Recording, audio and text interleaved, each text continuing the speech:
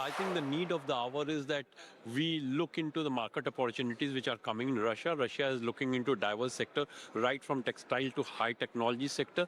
In many of the sector, particularly in machinery, mechanical appliances, electrical and electronics, pharmaceutical, medical and diagnostic equipment, agri and food sector, textile, steel. We had made some headway, but when we are looking into the potential of the market, probably we have to travel a long distance. Right. So we need to look into what extent we can increase the capacity, divert the additional export to the Russian market, because the kind of profit margin which is available in the market will definitely outweigh some of the challenges which the industry generally raises.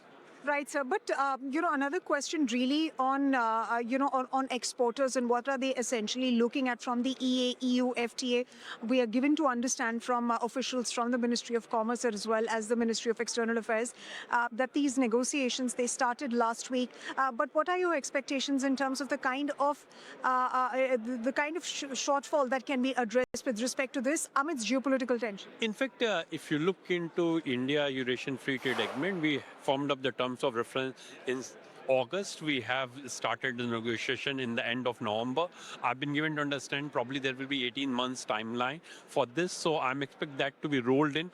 The top leadership may take a call to further shorten this negotiation period. I'm expecting that to be rolled in either in the end of 2026 or in early 2027.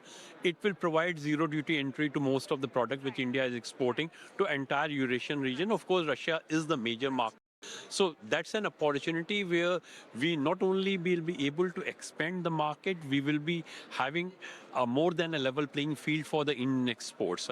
So at this given situation, we are probably looking into increasing our trade from export from $5 billion to $10 billion by the time the free trade agreement is rolled out.